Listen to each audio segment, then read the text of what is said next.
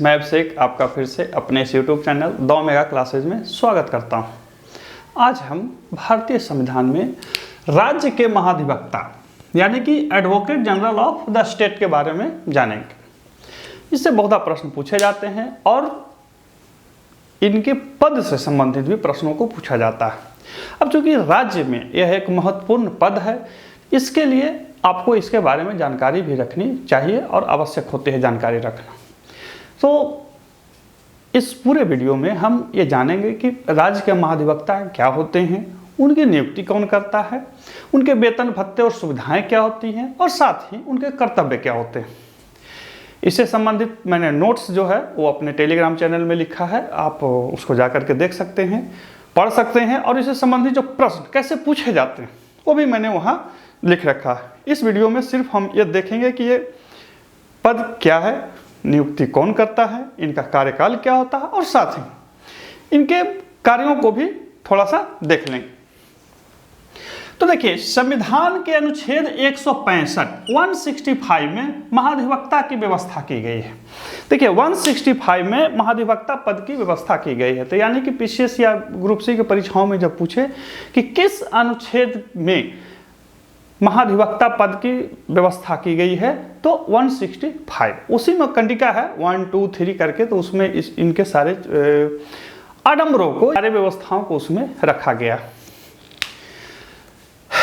यह राज्य का सर्वोच्च कानून अधिकारी होता है। यानी कि जो महाधिवक्ता होते हैं वो राज्य के सबसे बड़े कानून अधिकारी होते हैं। यानी कि कानूनी रूप से या मतलब यानी कानूनी के लिए ये राज्य के सबसे बड़े अधिकारी होते हैं।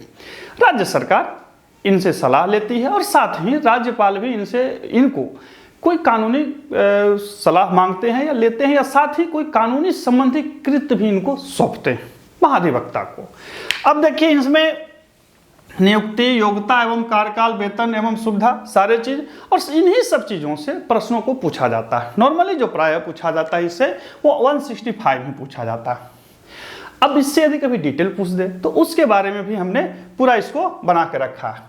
देखिए 165 का 1 कहता है कि राज्य का राज्यपाल उच्च न्यायालय के न्यायाधीश नियुक्त होने के योग्य व्यक्ति को किसी राज्य का महाधिवक्ता चुन सकता है। यानी कि किसी राज्य का मतलब जिस भी राज्य का राज्यपाल चाहे, यानी कि बिहार के राज्यपाल, बंगाल के राज्यपाल, झारखंड के राज्यपाल, कहीं के भी जो राज्यपाल हैं वो वैसे व्यक्ति को महाधिवक्ता चुनेंगे जो उच्च न्यायालय के न्यायाधीश होने की योग्यता रखता हो।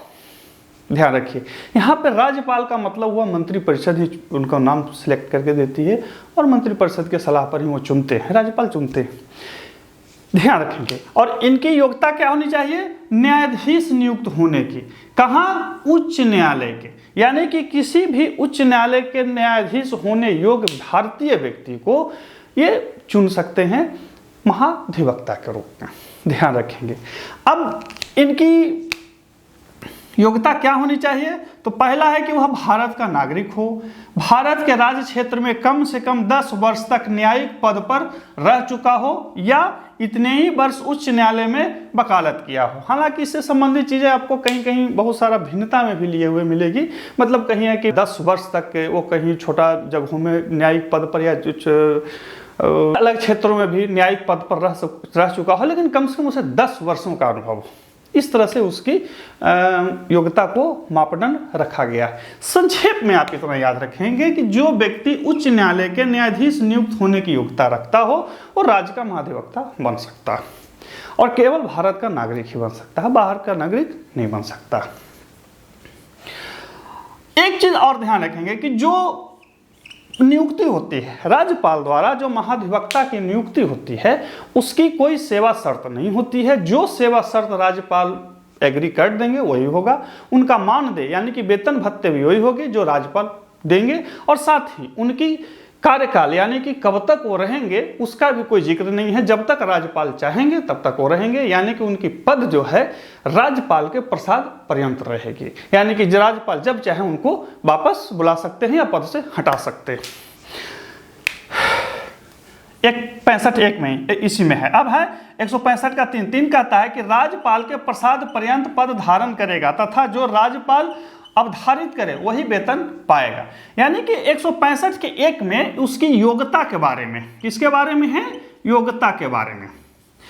65 का 3 उसके वेतन, भत्ते और सुविधा के बारे में बात समझ रहे हैं। तो राज्यपाल जो उसे प्रदान करेंगे वही उनका वेतन भत्ते होंगे, ध्यान रखिएगा, साफ साफ लिखा हुआ है।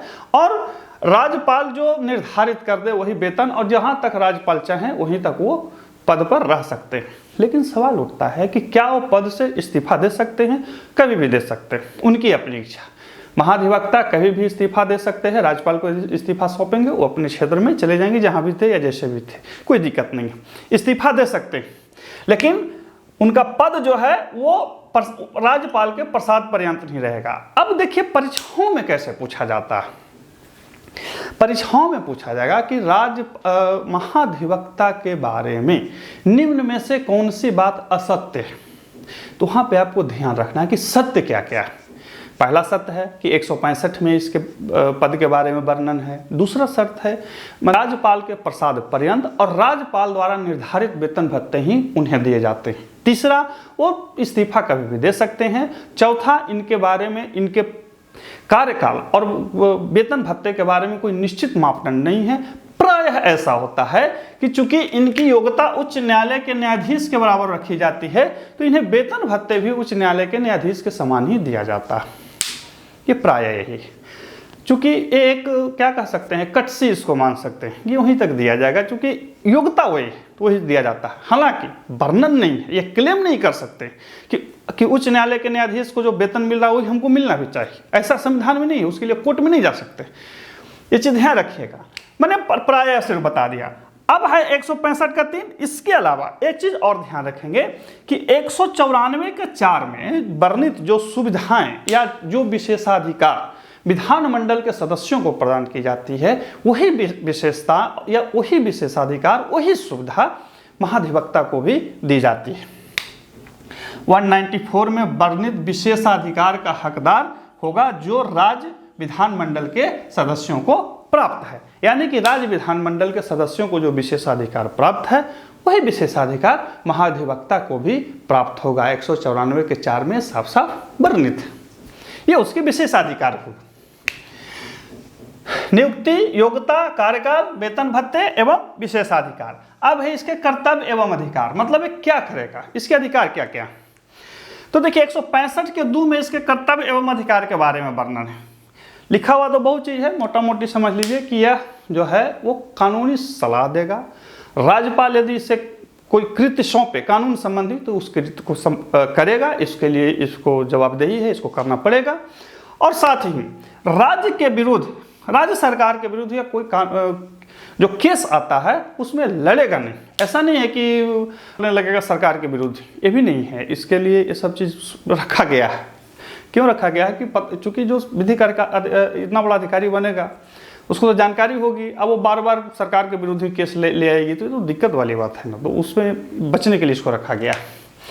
तो इसके कर्तव्यों के बारे में बतला दें। पहला है कि राज्य सरकार के विधि संबंधी सलाह दे, यानी कि राज्य सरकार को कोई विधि कानून संबंधी सलाह की जरूरत है तो महाधिवक्ता उसको सलाह देगा, याद रखिए सलाह है। दूसरा, वह विधिक कार्य करे जो राज्यपाल इसे सौंपे, यानी कि ऐसा कोई विधिक कार्य जो राज्यपाल इसे सौंपे उसे ये करेगा। इसके साथ ही तत्कालीन समय में जो भी कानूनी संबंधी जरूरत होगी या विधानमंडल या संसद जो कानूनी संबंधी निर्णय लेगी या निर्धारित करेगी महाधिवक्ता के लिए, उन कृत्यों को भी इसे करना पड़ेगा। अर्थात एक सरकारी आदमी बनकर के सरकार से संबंधित उन कामों को करना होगा जो इसको दिया जाए या सौंपा जाए। यह राज्य सरकार के विरुद्ध मुकदमा नहीं लड़ेगा। इसके अलावा एक चीज और ध्यान रखेंगे कि अनुच्छेद 177 के तहत यह विधानमंडल में बोलेगा तथा कार्यवाही में भी भाग लेगा। इसके साथ ही विधानमंडल की उन समितियों में भी ना जाएगा जहां पर यह सदस्य के रूप में नामित है। यह अधिकारी से कहां से मिलता है? 177 से। परीक्षाओं में पूछेगा कि राज्य महाधिवक्ता संविधान के किस अनुच्छेद के तहत विधानमंडल की कार्रवाइयों में भाग ले सकता है या उन समितियों में जा सकता है जहां वो सदस्य के रूप में नामित है। तो अनुच्छेद 177 के तहत। लेकिन अनुच्छेद 177 का उपयोग करके वो मत नहीं दे सकता, वोटिंग का अधिकार उसे नहीं, इतना ध्यान रखेंगे। तो ये क्या है, राज्य के महाधिवक्ता के कुछ अनुच्छेद और उससे संबंधित बातें। क्या क्या बातें हैं? 165 के अनुसार राज्य का महाधिवक्ता होगा, संक्षेप में बता रहा हूं। दूसरा, उच्च न्यायालय के न्यायाधीश होने के योग्य किसी भी व्यक्ति को राज्यपाल महाधिवक्ता चुन सकते हैं। राज्यपाल कहने का मतलब हुआ यहाँ मंत्रिपरिषद। अमूमन होता क्या है कि जब मंत्रिपरिषद हटता है तो राज्य का महाधिवक्ता भी हट जाता है, क्योंकि वो सरकार का चुना हुआ व्यक्ति होता है। तीसरा, यह राज्यपाल के प्रसाद पर्यंत पद धारण करता है, अर्थात इसके पद के कार्यकाल सीमा की कोई निश्चित बात नहीं बताई गई है संविधान में। साथ ही इसके वेतन भत्ते के बारे में भी नहीं बताया गया है। हालांकि इसके वेतन भत्ते राज्यपाल निर्धारित करते हैं, और प्रायः यह होता है कि जो वेतन और भत्ते उच्च न्यायालय के न्यायाधीश को मिलते हैं वही वेतन और भत्ते राज्य के महाधिवक्ता को भी प्रदान किया जाता है। 194 के 4 में वर्णित जो सुविधाएं, जो विशेषाधिकार राज्य विधानमंडल के सदस्यों को मिलती हैं, वही 194 के 4 के तहत राज्य के महाधिवक्ता को भी प्रदान की जाती है। इसके अलावा इसके कर्तव्य क्या हैं? तो इसके कर्तव्य हैं कि वह राज्य सरकार को कानूनी सलाह दे।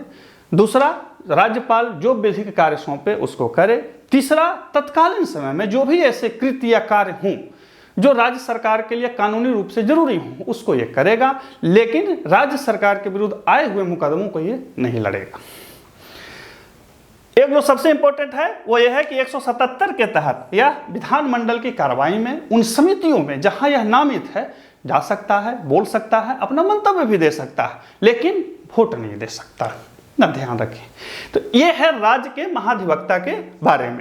पीसीएस के परीक्षाओं में कुछ डिटेल से पूछता है, और साथ ही ग्रुप सी के परीक्षाओं में, एसएससी, रेलवे, बैंकिंग वगैरह में, बैंकिंग में तो नहीं पूछता, एसएससी, रेलवे और स्टेट के जो ग्रुप सी के परीक्षा होते हैं उसमें पूछता है कि किस अनुच्छेद के तहत महाधिवक्ता का जिक्र किया गया है। तो अनुच्छेद 165, इतना याद रखेंगे, अनुच्छेद 165। कभी कभी ये पूछता है कि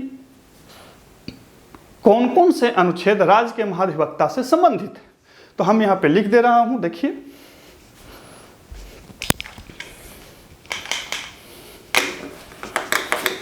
कौन कौन से हैं? 165, 177, 194 का 4, ये सब जो हैं वो राज्य के महाधिवक्ता से संबंधित अनुच्छेद हैं। 165 क्या है? यह राज्य के महाधिवक्ता के बारे में पूरी कुंडली बताता है। 177 क्या है? यह राज्य महाधिवक्ता को अधिकार देता है कि आप विधानमंडल की कार्रवाइयों में जाएं, उन समितियों में जाएं जहां वो नामित है। याद रखिए, सभी समितियों में नहीं, जहां वो नामित है वहां जाएगा, बातें रखेगा, मंतव्य देगा, लेकिन वोटिंग नहीं कर सकता। 194 का 4 कहता है कि इसको वही विशेषाधिकार मिलेगा जो विधानमंडल के सदस्यों को दिया गया। ये था राज्य के महाधिवक्ता के बारे में मोटा मोटी ओवरऑल बातें।